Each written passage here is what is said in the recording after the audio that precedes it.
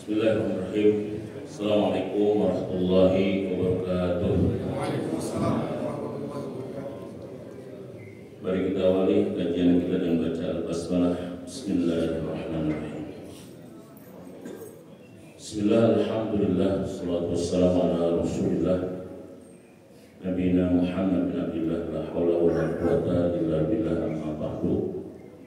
Rabbi shrah li sadri wa yassir li amri wahlul 'uqdatam min lisani yafqahu qawli. Rabbana arina al-haqqa haqqan warzuqna ittiba'ah wa arina al-batila batilan warzuqna ijtinabah. Qala Allah ta'ala fi ayatil karim, a'udzu billahi minasyaitonir rajim. Bismillahirrahmanirrahim. Alladzina amanu wa hajaru wa jahadu fi sabilillahi bi amwalihim wa anfusihim a'udzu darajatan indallahi wa ulaika humul faizun. Al-ayat sadaqallahu azim wa sadaqal rasul karim, alhamdulillahirabbil alamin. Hadirin bapak-bapak, ibu-ibu jamaah Masjid Al-Falah yang mudah-mudahan selalu mendapatkan curahan rahmat, ridho dan bimbingan Allah Subhanahu wa taala. Puji syukur senantiasa kita panjatkan kepada Allah Subhanahu wa taala. Karena Allah masih terus mencurahkan nikmatnya, inayah, hidayah, kesehatan, kesempatan kepada kita semua, sehingga atas izinnya kita masih bisa menjalankan ibadah sholat subuh berjamaah, melanjutkan dengan kajian ilmu bareng niat iktikaf di masjid di rumah Allah yang mulia ini. Mudah-mudahan semua rangkaian ibadah kita pagi hari ini diterima oleh Allah sebagai ibadah terbaik kita di hadapannya. Amin ya rabbal alamin. Jadi jemaah yang dirahmati oleh Allah, hari ini kita berada di hari kedua di bulan Muharram, 2 Muharram 1447 Hijriah. Kita baru saja memasuki tahun baru dalam Islam dan kita meninggalkan tahun lama. Taqabbalallahu minna wa minkum kullu 'amin wa antum bi khairin. Mudah-mudahan setiap tahun berganti kita senantiasa diistiqomahkan oleh Allah dalam kebaikan. Amin ya rabbal alamin. Tahun baru Hijriah atau pergantian tahun dalam Islam ini mengandung makna sejarah dan pelajaran yang sangat berharga. Bahkan pemilihan peristiwa hijrah sebagai dasar penanggalan dan penahunan dalam Islam itu juga tidak lepas dari musyawarah dan pilihan sahabat-sahabat terbaik Rasulullah SAW. Padahal ketika itu juga banyak opsi, banyak pilihan yang diajukan oleh para sahabat. Paling tidak ada 4 pilihan. Kira-kira peristiwa apa yang pas, cocok untuk dijadikan penahunan atau penanggalan dalam Islam. Karena penanggalan dalam Islam itu dalam riwayat yang paling kuat, riwayat yang paling rajih ya, itu adalah terjadi pada masa Khalifah Umar bin Khattab sebagai Khalifah kedua. Tepatnya adalah tahun 17 setelah hijrah. 17 tahun setelah hijrah, umat ini baru sadar tentang pentingnya tahun dan penanggalan. Nah, saat itu adalah didasari, dilatar belakangi dengan surat yang masuk kepada Khalifah dari Abu Musa al-Asy'ari sebagai gubernur Basrah. Di situ dikatakan bahwa isi suratnya kurang lebih Abu Musa mengatakan kepada Amirul Mukminin Umar bin Khattab pada saat itu. Kata beliau bahwa anna Abu Musa kataba ila Umar innahu yatina minka kutubun laisa laha tarikh. Bahwasanya Abu Musa itu menulis surat kepada Umar bin Khattab.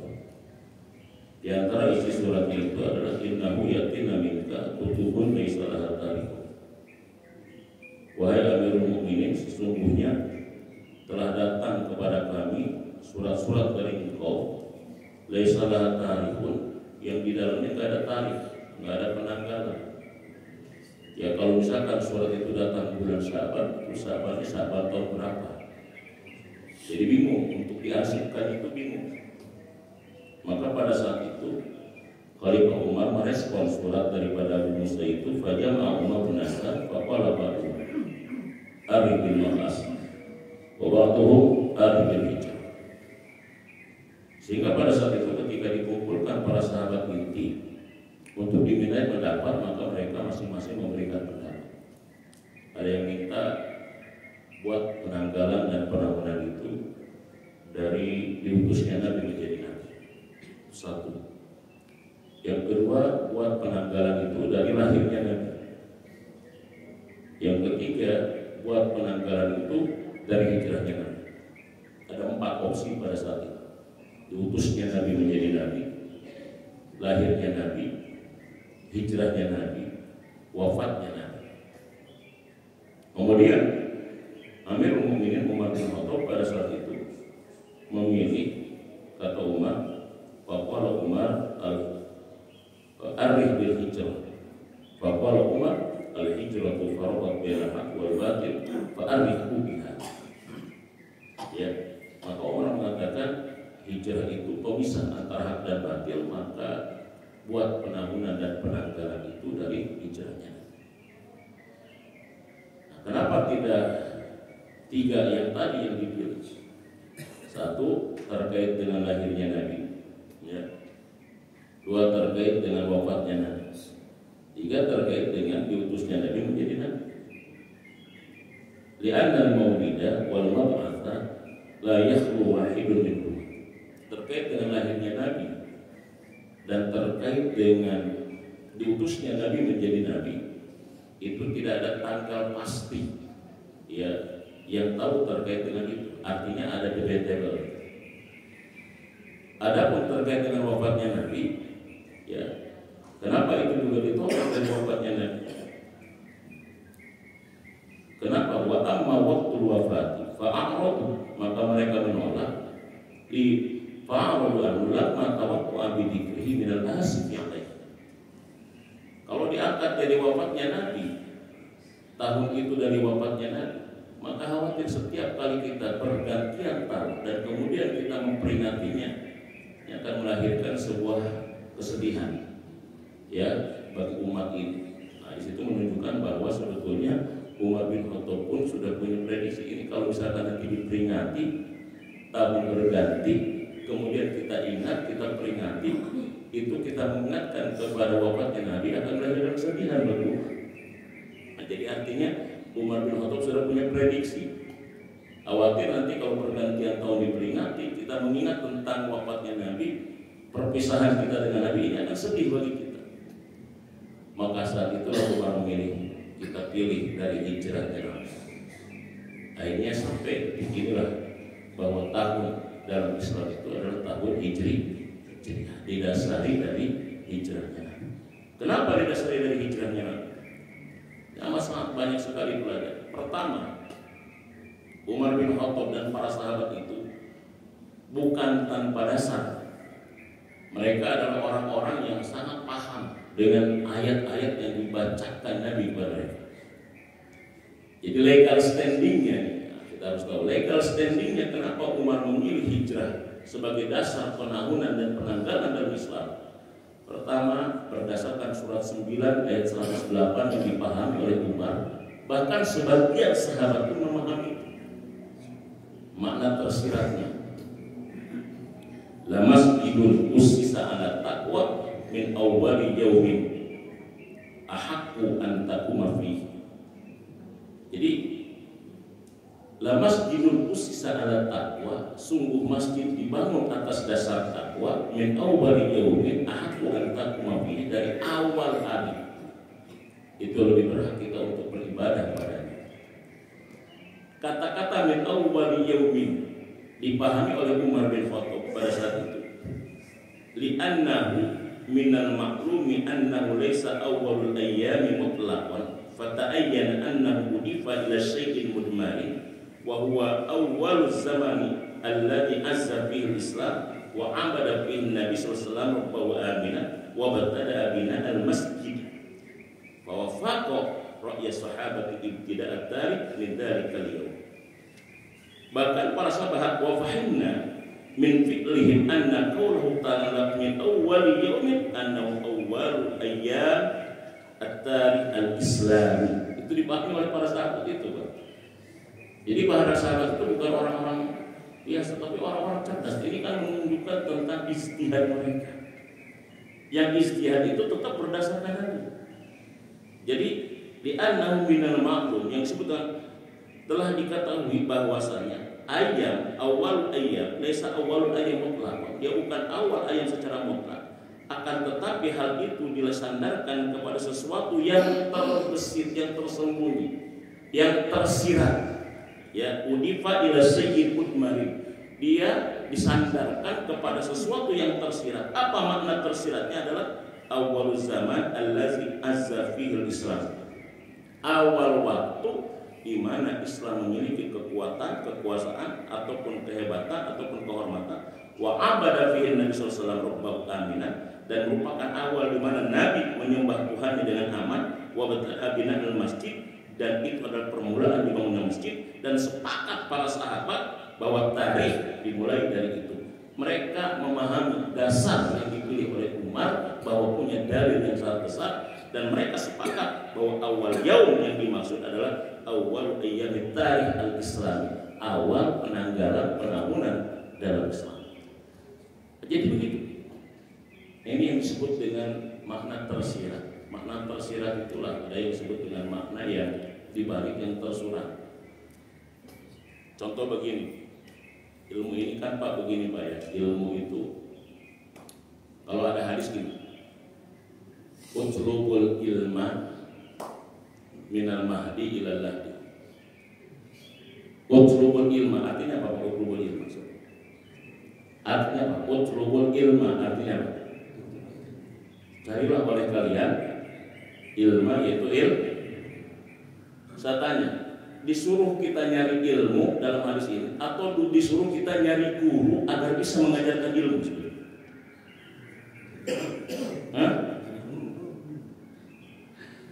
Utlubul ilma, hadisnya carilah oleh kalian ilmu.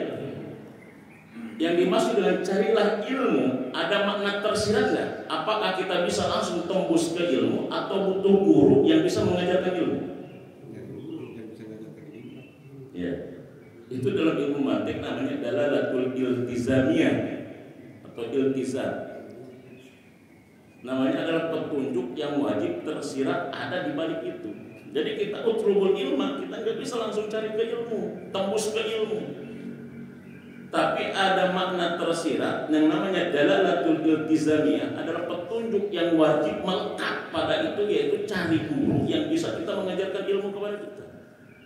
Itu namanya utlubul ilma. Jadi bukan semata-mata kita langsung akses kepada ilmunya. Ada nggak sababiah dan perantara yang bisa menghantarkan kita kepada ilmu? Kalau saya bilang misalkan api, kira-kira apa yang wajib ada pada api itu? Awas kena api gitu. Kalau bilang saya awas kena api, awas kena apanya kira-kira? Panasnya. Itu adalah merupakan dalalatul iltizamiyah namanya. Dalalah itu kan ada 3 kalau dalam ilmu mantik ya. Dalalatul iltizam, ada dalalatul mutabiqah, ada dalalatul yang tadammun. Sesuatu yang wajib ada di dalamnya tersirat. Kalau saya bilang tentang api, wajib ada di dalamnya yaitu terkait dengan panasnya. Kalau saya bilang rumah, berarti di dalamnya ada kamar-kamarnya. Kalau mutabiqahnya berarti ada lemarinya, ada tipiknya dan dibutuhkannya. Kalau tadamun berarti ada penghuninya. Jadi kalau saya bilang rumah, nggak usah disebutin lagi rumah yang ada kamarnya, kamar mandinya, yang ada ininya. Makanya kadang-kadang orang suka ada yang tersinggung, Pak. Ketika dia bertamu, maaf Pak, mabuk, kira-kira ada toiletnya nggak? Emang buang air kemana kalau nggak ada toilet? Ada yang tersinggung. Atau misalkan gitu, kamar kecil di mana? Tapi kalau kita pertanyaannya, maaf Pak, ada toilet gitu.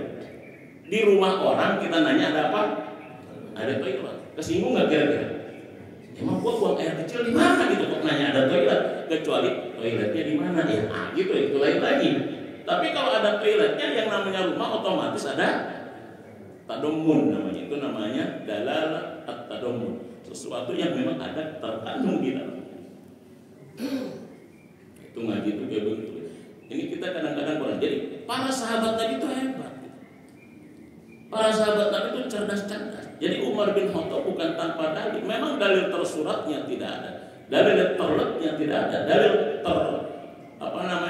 terletnya tekstualnya tidak ada. Tetapi Umar bin Khattab ketika menjelaskan kepada para sahabat dari mana beliau mengatakan bahwa hijrah harus dijadikan sebagai tanggal dalam Islam, penabuhan dalam Islam, beliau memahami tentang la masjidul ussisa ala taqwa min awwali yaumin.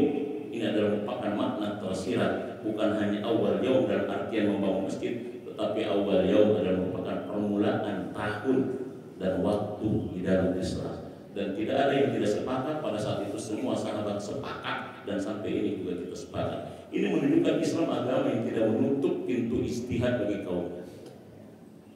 Dan ini termasuk bid'ah, karena 17 tahun setelah Nabi hijrah baru ada. Termasuk bid'ah. Nah, inilah pemahaman yang disebut dengan bid'ah hasan. Jadi penanggalan dalam Islam termasuk bid'ah hasan, karena tidak dilakukan oleh siapa? Tidak dilakukan juga oleh Abu Bakar. Tapi baru terjadi pada masa Khalifah Umar bin Khattab. Dan sampai sekarang ibadah-ibadah kita sangat bergantung dengan penanggalan dan tamu. Dan ini dasar yang dijadikan oleh Umar bin Khattab, disepakati oleh para sahabat inti pada saat itu. Maka hijrah sebagai dasar penanggalan dan penanggalan dalam Islam. Itu satu. Nah, yang kedua, Umar kemudian mengatakan terkait dengan hijrah, al-hijrah kata Umar adalah faraqat bainal haqq wal batil. Bahkan kalau kata Ali, hijrah itu adalah pemisah antara negeri kafir kemusyrikan dengan negeri keimanan. Pembeda antara kesyirikan, pembeda antara kekufuran. Hak wal batil, baik ke hak maupun hal yang batil. Karena hijrah inilah merupakan cikal bakal terjadinya perubahan perbaikan. Sisi individu, sisi sosial, bahkan sisi negara. Ini hijrah. Dan spirit perbaikan perubahan itulah yang ingin ada sampai kapanpun. Sehingga sampai kapanpun hijrah ini Pak, bahasannya, kajiannya selalu relevan dengan situasi dan kondisi umat Islam sampai kapanpun. Nah, inilah kecerdasan para sahabat Nabi, wabil khusus Khalifah Umar bin Khattab. Yang selanjutnya adalah apa sih sebetulnya makna hijrah itu sendiri? Ini saya baca ya, saya tanya dulu ke bapak-bapak kira. Hijrah itu pada prinsipnya menuju ke atau kembali ke. Menuju ke atau kembali ke. Hijrah menuju dari Madinah, Mekah menuju ke, dari Mekah menuju ke mana? Ke Madinah. Berarti kalau itu menuju ke atau kembali ke? Menuju ke. Kalau ada orang kafir kemudian masuk Islam, dia kemudian kembali ke Islam, namanya mu'alaf.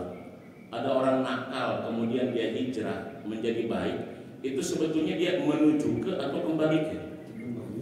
Kembali.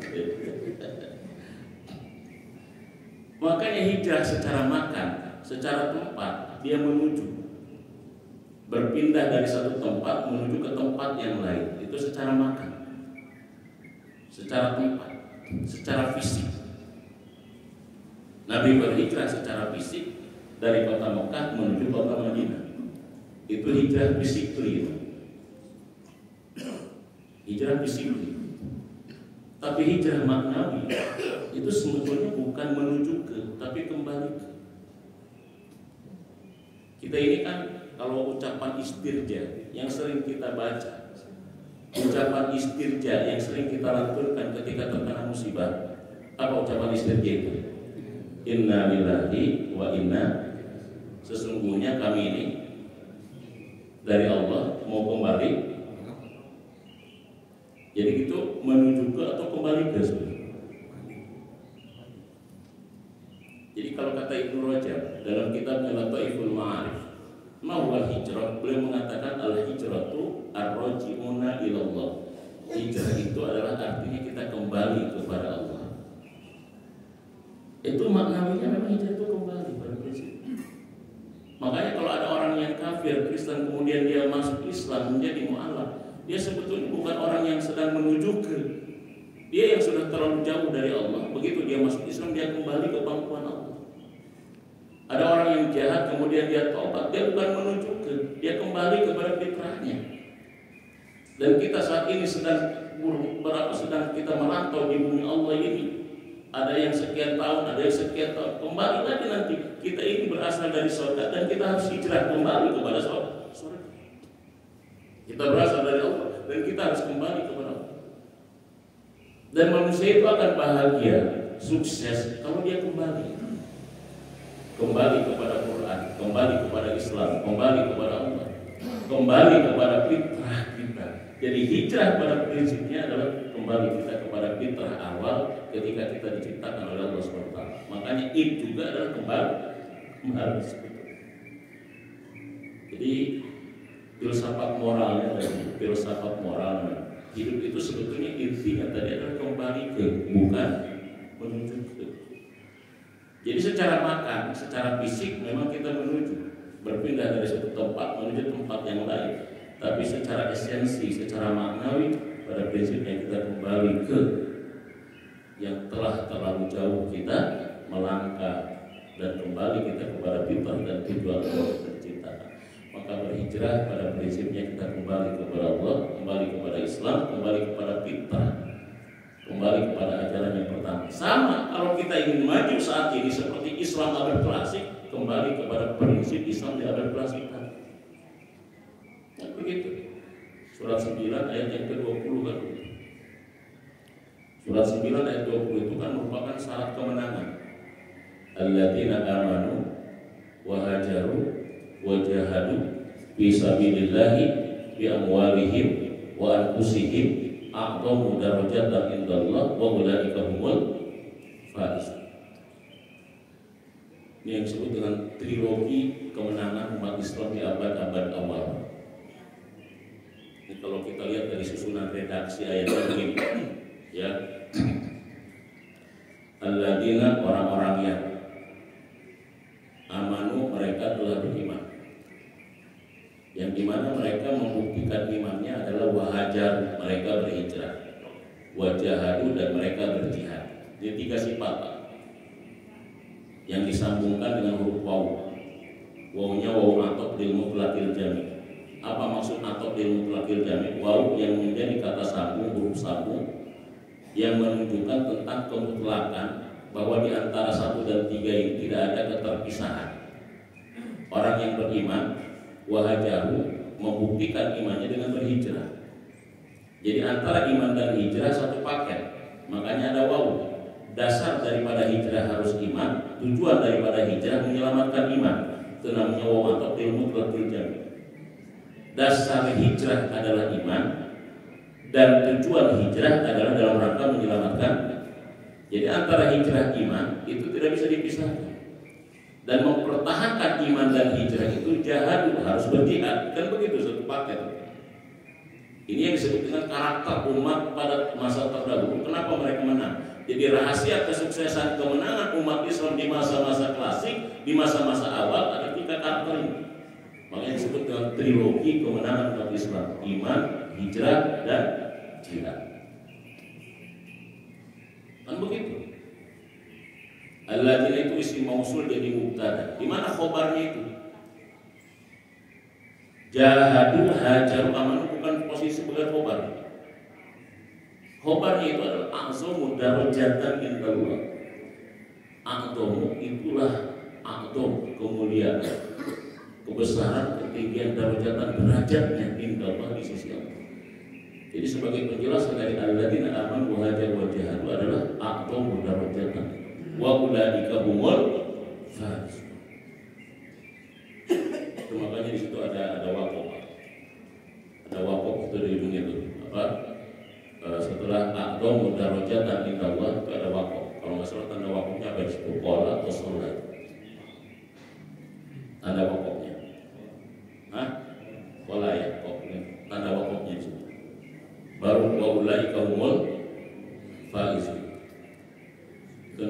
jumlah istinafiyah. Jadi antara ayat pertama redaksi dengan wa ulaika humul faizun itu terpisah. Wa ulaika itu istinafiyah, jumlah tersendiri. Jadi setelah selesai mubtada khobarnya, ada mubtada khobar lagi, ada kalimat baru lagi. Jadi wa ulaika humul faizun itu kalimat baru. Jumlah istinafiyah itu menunjukkan kalimat baru. Kenapa disebut dengan kalimat baru? Jumlah istinafiyah itu untuk menunjukkan bahwa mutlak mesti syaratnya kalau ingin menang, kalau ingin sukses, kalau ingin jaya adalah amanu, hajaru dan jihad. Jadi namanya adalah ikhtisar, pembatasan, pengkhususan. Tidak ada kemenangan, kesuksesan, kejayaan kecuali bagi umat yang memiliki 3 karakter itu: karakter iman, karakter hijrah, dan karakter jihad. Begitulah kurang lebih kalau dipahami sisi gramatika ini. Ya, kayak begitu Pak. Jadi umat terdahulu itu, makanya hijrah itu. Jadi dia secara maknawi kembali. Tidak salah karena memang dia juga artinya berbeda ya dari satu tempat ke tempat yang lain. Tapi kan makna hijrah sendiri adalah artinya berubah, memperbaiki diri dari satu kondisi menuju kepada kondisi yang lainnya yang jauh lebih baik. Nah, ini namanya kembali. Dan kita akan bahagia, kita akan sukses kalau kita kembali kepada tujuan awal kita hidup, kembali di mana umat Islam itu pernah jaya, kembali kepada fitrah tujuan kita diciptakan, kembali kepada Allah dan Rasul. Itulah hijrah, kembali ya kembali. Dan kita itu kadang-kadang rindu untuk bisa kembali kepada masalah, ya. Makanya ini fitrah manusia. Sebelum apapun pengalaman masa lalu, Pak, kalau sudah jadi nostalgia akan terasa indah dan menyenangkan. Bapak saya tanya, kalau reuni ketemu dengan teman-teman SMA, Pak, yang paling bikin kita ngangkat, yang paling bikin kita bahagia ketika ketemu ngobrol, yang paling bikin seru itu peristiwa yang datar-datar aja atau peristiwa yang konyolnya Pak? Biasanya saudara. Kita bahagia kalau udah ngobrol dengan teman itu. Yang paling menyenangkan kadang-kadang, yang paling menghangatkan itu peristiwa yang datar-datarnya, peristiwa yang konyolnya biasanya. Konyolnya kadang-kadang justru peristiwa di setrap guru gitu loh ya. Ingat nggak kita dulu pas pelajaran matematik susah kita kabur lewat jendela, nyusul ke sawah gitu misalnya gitu. Itu peristiwa itu walaupun tidak menyenangkan, peristiwa yang buruk, tapi ketika sudah jadi nostalgia, kita sudah gede kayak begini, sudah kita ceritakan kayak begini, ketawa kita, bahagia kita. Padahal itu adalah peristiwa yang paling pahit, nyemplung ke sawah, tapi ketika jadi nostalgia menjadi peristiwa yang apa? Yang membahagiakan dan menyenangkan. Ketawa kita ketika reuni ngomong kayak begitu. Ingat nggak ada guru yang killer itu? Kita taruh itu di kursinya balsam, bisa kita jolotoran dan itu peristiwa konyolnya jadi itu yang disebut dengan fitrah. Fitrah manusia itu adalah kembali, sehingga dia bisa bahagia dan senang ketika dia kembali kepada fitrahnya, tujuan awal dia diciptakan. Ini hijrah. Ya, jadi hijrah itu bukan semata-mata kita menuju dari tempat yang satu menuju tempat yang lain, tapi kita kembali kepada Allah, kepada fitrah, kepada tujuan. Dan kalau umat ini mau menang, mau sukses, mau jaya, maka kembali kepada karakter umat terdahulu. Bagaimana? Aman, hajar dan juga jihad. Itu poin tentang hijrah. Pertama, makanya hijrah punya 2 makna, makan dan makna makna.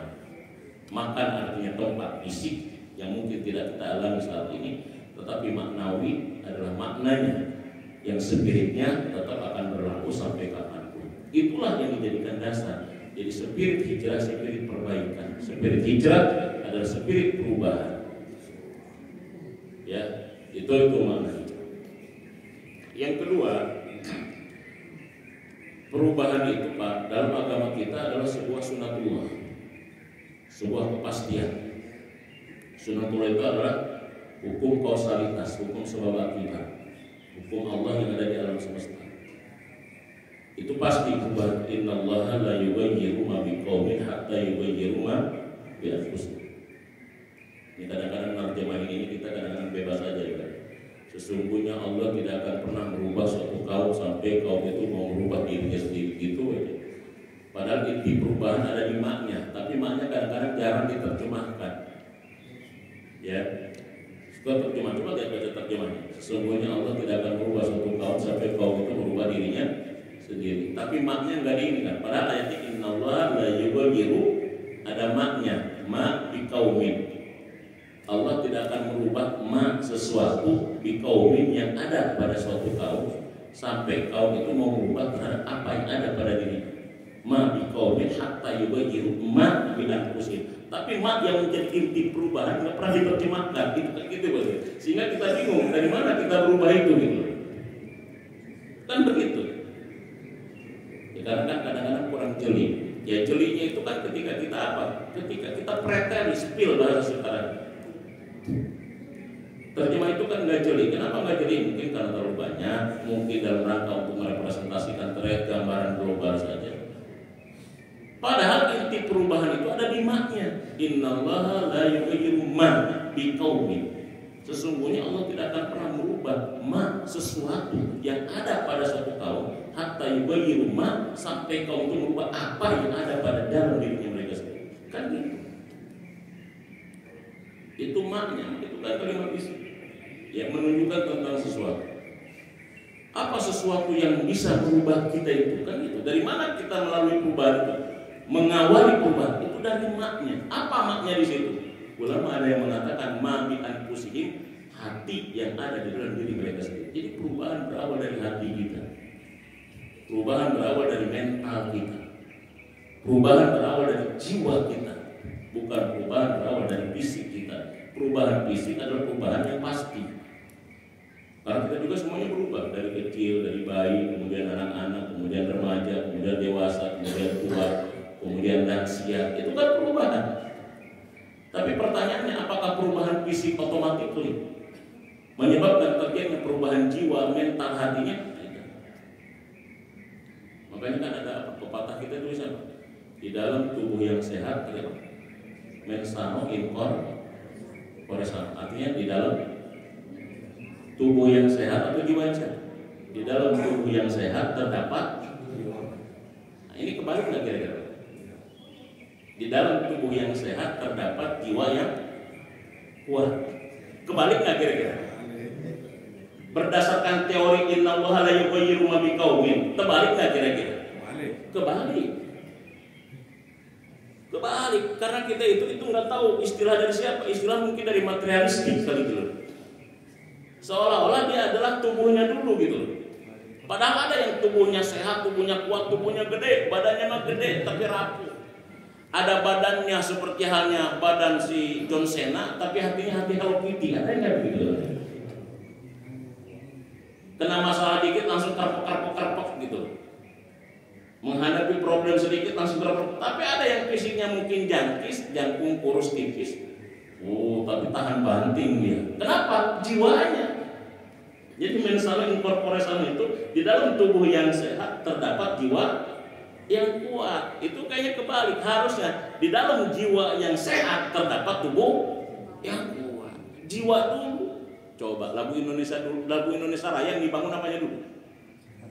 Yang lagu Indonesia Raya yang dibangun apanya dulu? Bangunlah jiwanya, bangunlah badannya untuk Indonesia. Harus ada ini kita gitu ya. Itu yang nulis lagu Indonesia Raya itu kan orang hasil istikharah dia. Hasil istikharah, hasil dia minta kepada Allah. Siapa pencipta lagu Indonesia Raya itu? Wakil para rahuan dunia pelajaran SMA ya. Supratman atau Wakil Udolo apa? Iya Wakil Udolo Supratman ya. WR Supratman. Kira-kira itu orang Belanda atau orang Islam kira?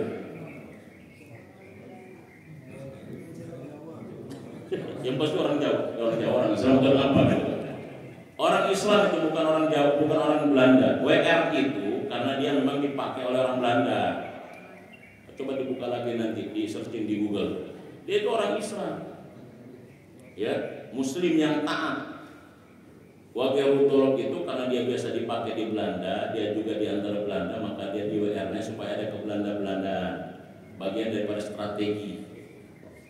Dia adalah orang muslim, menciptakan lagu Indonesia itu berdasarkan istikharah dan sholat malam hari itu, sampai menjelang waktu subuh.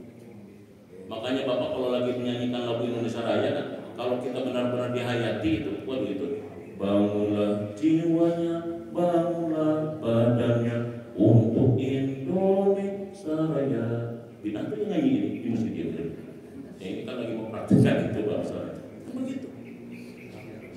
Itu bangunlah jiwanya.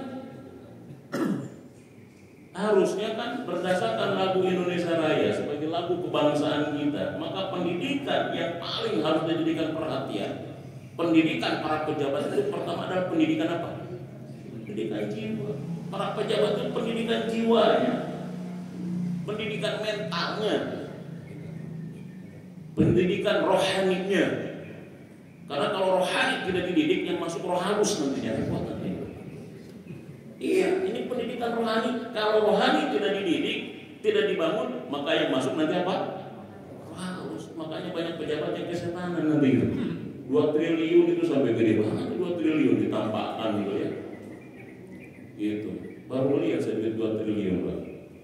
Sampai memenuhi ruang apa? Ruang kejaksaan. Nggak kebayang kalau 11 triliun kayaknya penuh itu, kejaksaan itu penuh kayaknya begini.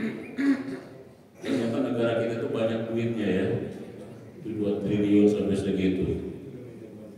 Ya, belum lagi kalau 11 triliun, belum lagi kalau 271 triliun, nggak tahu segimana itu banyaknya ya. Kenapa? Karena tidak dibangun jiwa. Bangunlah jiwa, itu kan dinyanyikan hampir setiap pertemuan. Bangunlah jiwanya, bangunlah badannya, tapi jiwanya nggak dibangunkan. Jadi momentum hijrah itu adalah momentum perubahan. Dari mana perubahan itu mulai? Dari jiwa itu. Dari jiwa, dari hati, dari mental kita. Di situ perubahan. Bagaimana pendidikan mental dalam Islam yang menjadi sumber perubahan? Itu jadikan innallaha la yughayyiru ma biqaumin hatta yughayyiru ma bi anfusihim. Jadi hijrah adalah semangat berubah, semangat perbaikan. Dari mana perbaikan itu dimulai? Maka dari jiwa, dari hati, dari mental kita. Nah, inilah agama kita, agama yang pendidikannya mencakup kepada pendidikan jiwa. Ada pepatah kan begini, ya di dalam dunia pendidikan ada istilah gini, at-tariqah ahammu minal maddah, ya, wa mudarris ahammu minat tariqah, wa ruhul mudarris ahammu minal mudarris. Itu ada 3 metode lebih penting daripada materi, ya. Guru lebih penting daripada metode, dan ruh jiwanya guru lebih penting daripada guru. Sampai begitu dalam dunia pendidikan. At-tariqah, metode lebih penting daripada materi. Jadi materinya bagus, metodenya kurang bagus, itu kurang nyampe.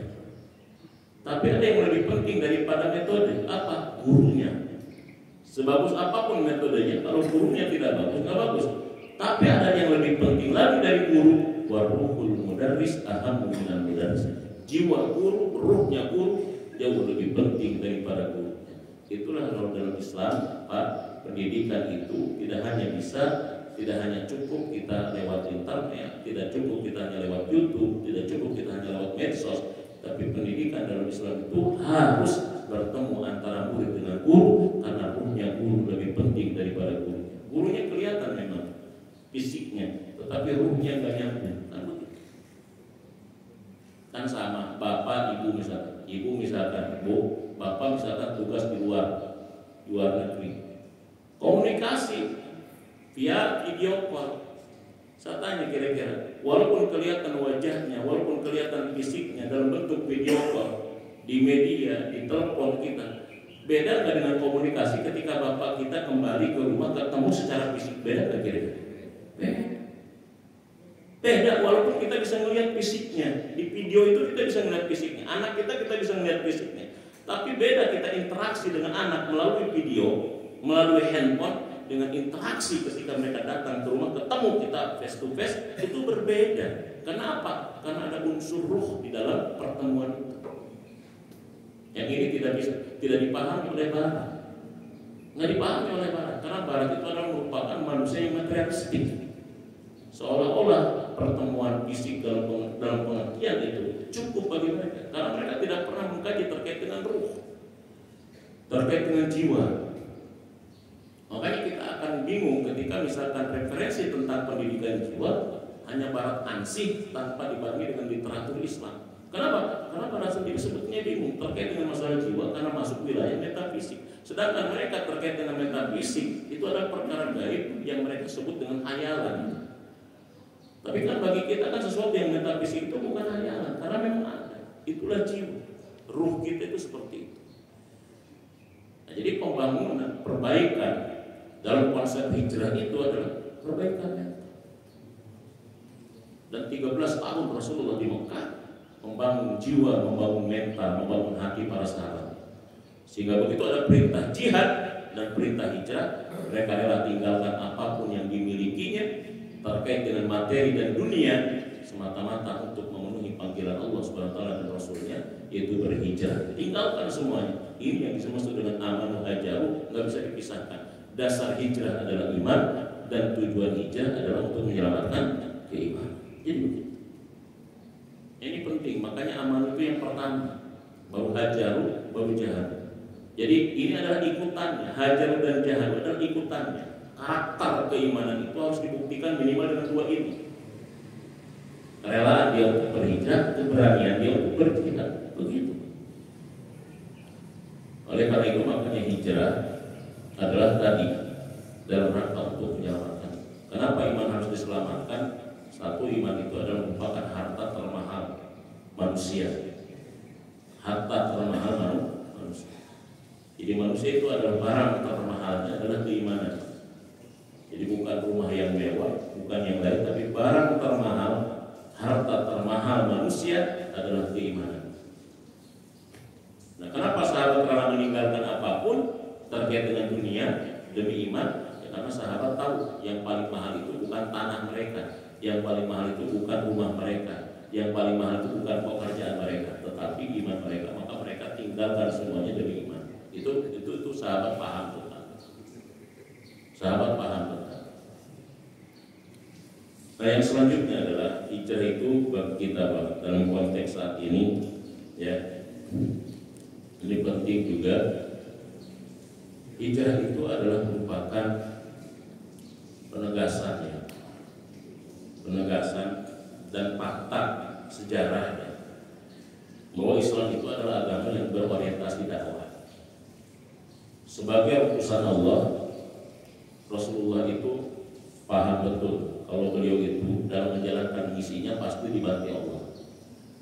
Dalam menjalankan misinya pasti Rasul dijaga Allah, ya, misi dakwahnya. Tapi kenapa Rasul berhijrah?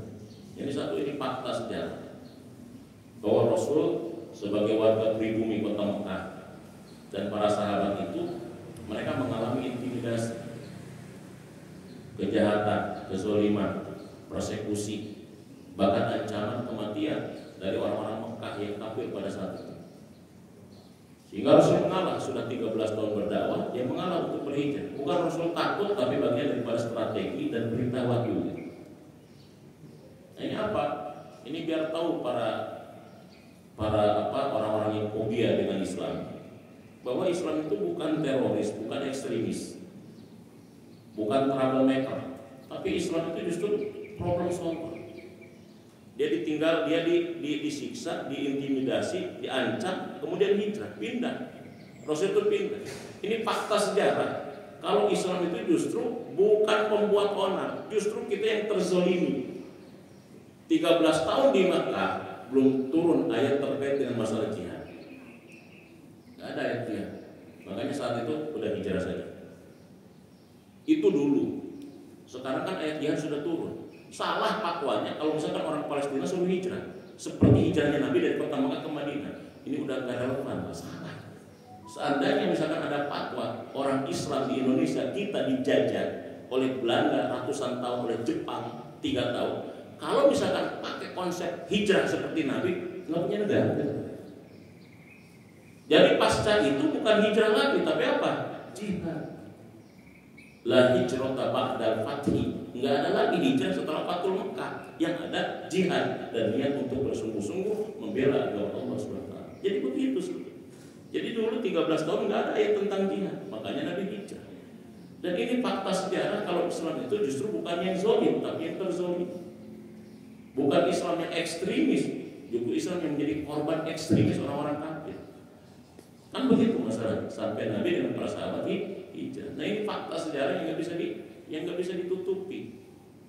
Jadi kalau ingin tahu tentang bagaimana Islam, lihat fakta hijrah. Salah kalau misalkan mereka fobia terhadap Islam, sehingga saat ini kan kadang-kadang Islam itu kan dimonsterisasikan. Ya, begitu misalkan Zionis Israel membantai sampai tahunan terhadap warga Palestina, ya Gaza. Tapi begitu mereka diserang, semuanya teriak. Di mana kemanusiaan, di mana ini, di mana itu dan sebagainya. Nah, itu masalahnya. Tapi tidak pernah teriak ketika mereka membantai Gaza, Palestina bertahun-tahun. Tapi begitu Israel diserang, langsung teriak. Mulai pada ngomong gitu. Kemana selama mereka membantai warga Palestina? Kan begitu masalah. Ini kan kita harus melek, ini fakta sejarah. Jadi Islam bukan troublemaker, Islam adalah problem solver. Makanya begitu Nabi hijrah ke kota Madinah yang dulu Yasrib. Apa Yasrib? Yasrib itu artinya tandus, gersang, negara yang tidak ada kehidupan. Kemudian Rasul pindah ke situ, kemudian dirubah dari Yasrib menjadi Madinah yang disifati dengan Al-Munawwarah, kota yang bercahaya.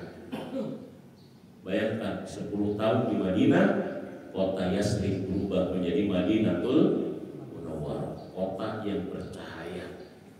10 tahun dari bahan baku yang mentah menjadi kota yang bercahaya.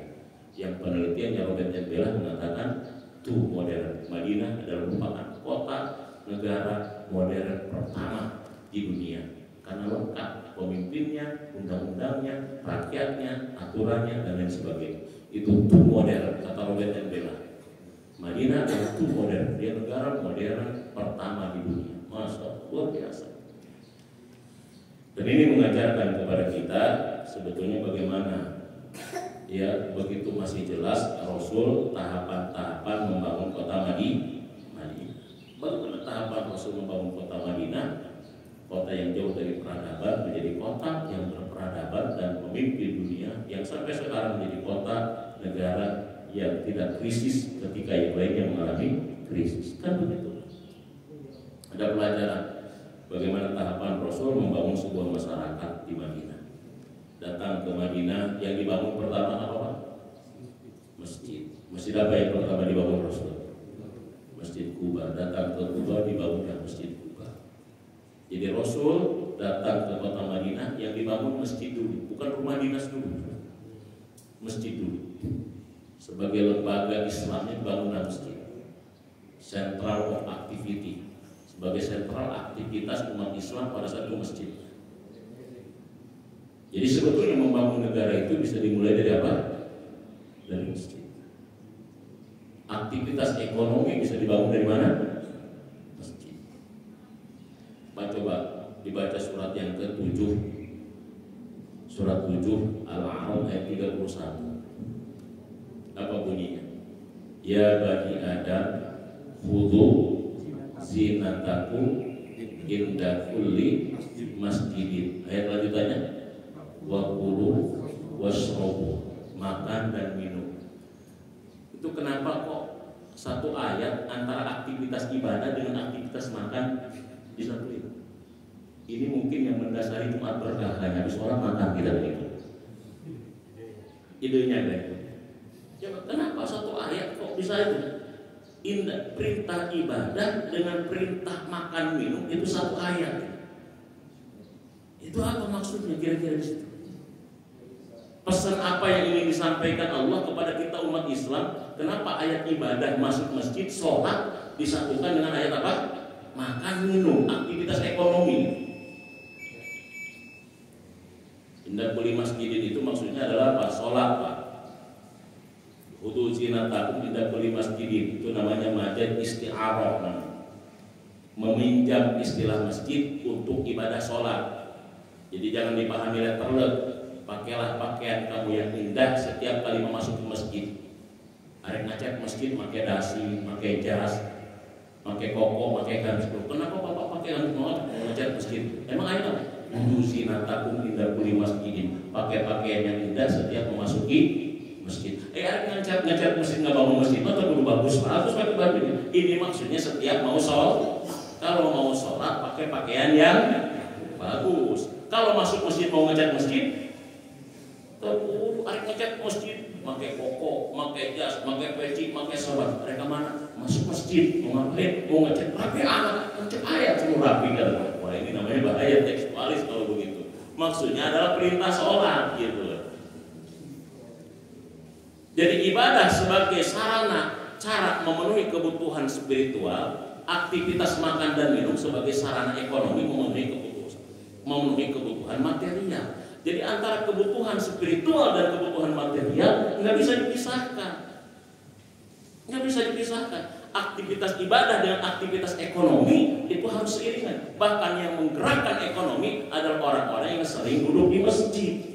Makanya ekonominya nanti jauh dari ekonomi ribawi, jauh dari ekonomi penipuan, curang dan lain sebagainya. Itu maksud ayat itu. Itu maksud ayat itu. Makanya kan Imam Nawawi kan mengomentari tentang hadis apa?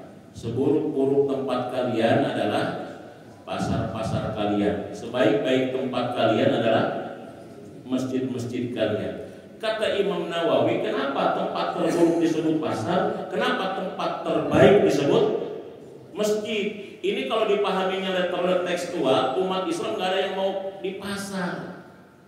Kata Imam Nawawi ketika menafsirkan hadis ini, menjelaskan mensarah hadis ini, dulu di zaman Rasul, kenapa pasar disebut sebagai tempat-tempat terburuk? Karena yang pelaku pasar dulu ada orang-orang buruk, ada judi di situ, ada penipuan, ada riba, ada apa. Maka saat itulah pasar disebut tempat yang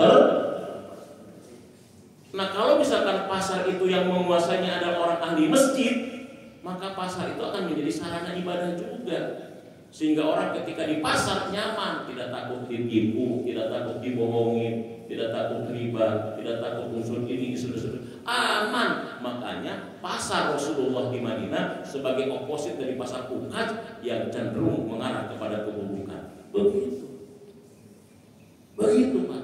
Jadi kudu zinatakum inda kulli masjidin wa kulu washrabu. Orang masjid yang harus mengendalikan pasar itu sebetulnya harusnya begitu. Makanya saya pernah menjelaskan, saya pernah bahas tentang dimensi ibadah ya. Dimensi ibadah dalam Islam. Saya nulis tentang artikel ada dimensi robani ibadah itu. Dimensi roban itu dimensi ketuhanan. Ada dimensi insani, dimensi kemanusiaan sosial. Ada dimensi hakiki, dimensi hakikat bukan semata-mata ibadah menjalankan syariat. Ada dimensi psikologis, dimensi nafsani, dimensi kejiwaan. Ada juga dimensi ekonomi. Ibadah itu ada dimensi ekonomi. Bahkan semua ibadah dalam Islam itu ada dimensi ekonomi.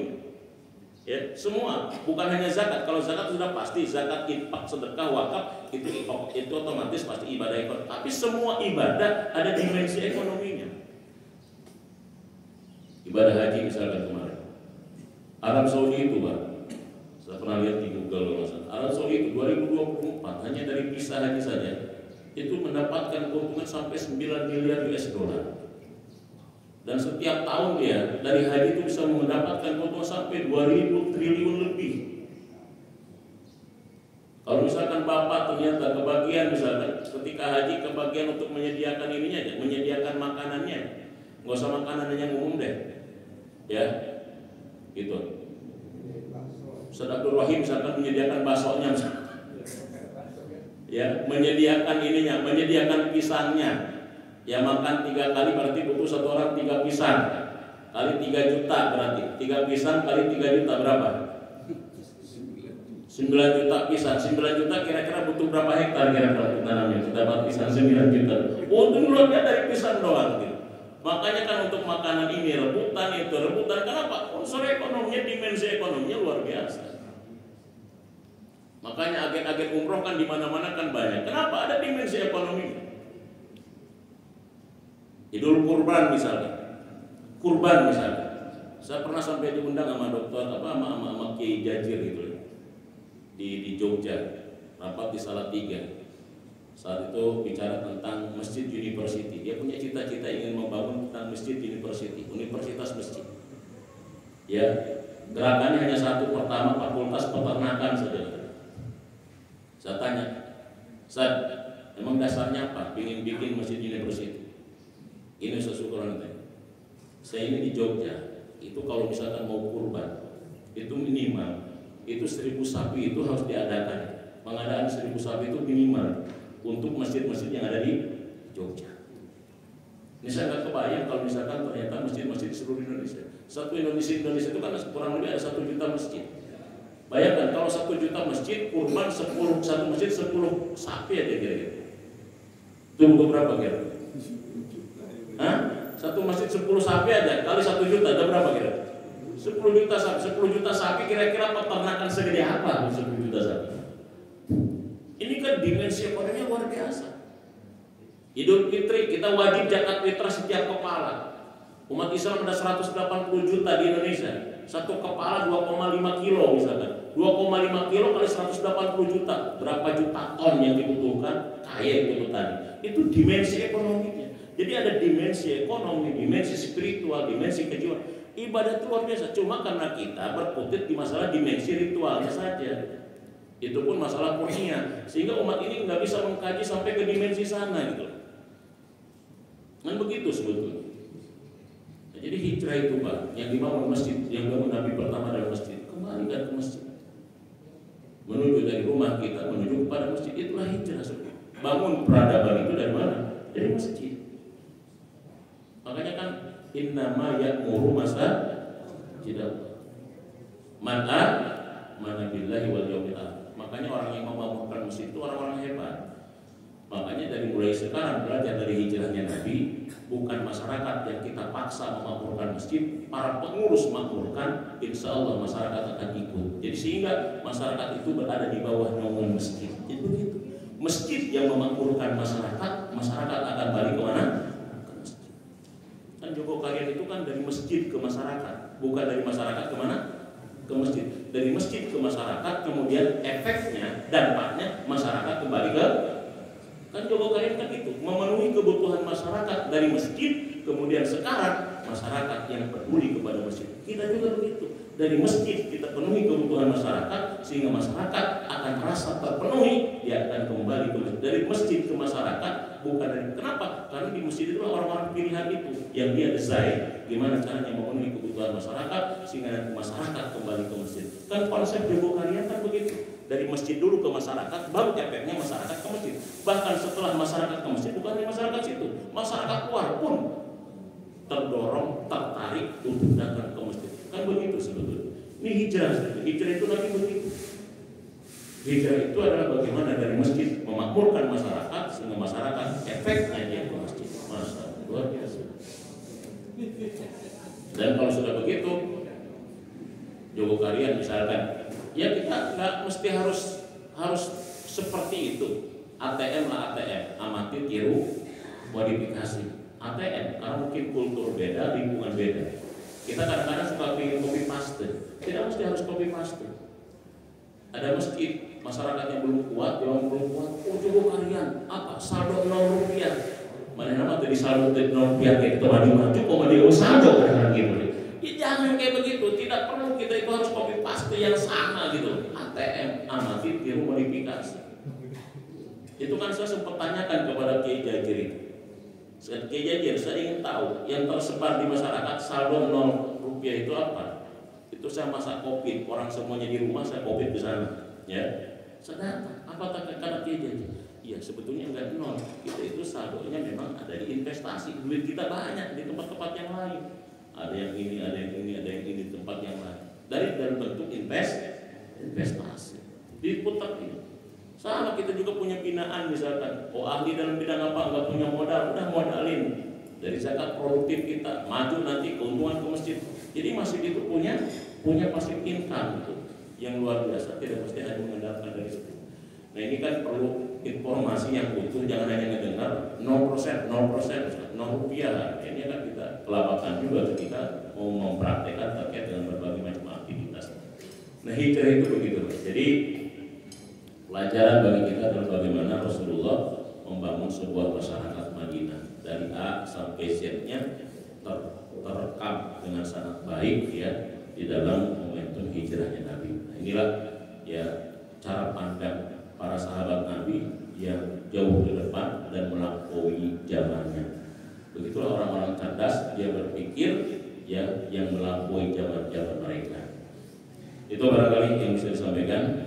Yang mudah-mudahan ada manfaatnya bagi kita semua. Semoga tahun berganti, waktu berganti, senantiasa kita menjadi orang-orang yang lebih baik. Ya makana khairu ayyam khairu ansi awwal. Barang siapa yang hari ini lebih baik dari hari kemarin, dia adalah orang robi, runtuh, dan hari esok jauh lebih baik daripada hari kemarin, hari ini, dan insya Allah tahun ini kita lebih baik daripada tahun yang lalu. Amin ya rabbal alamin. Itu barangkali yang bisa disampaikan. Mudah-mudahan ada manfaatnya bagi kita semua. Yang benar dari Allah, yang salah semata-mata kejauhan kita sendiri. Nggak ada pertanyaan ya? Nggak masuk suruh ya. Mari kita tutup dengan hamdalah dan kabar pengamis. Alhamdulillahirabbil alamin. Subhanallah wa rabbana wa bihamdihi. Assalamualaikum warahmatullahi wabarakatuh.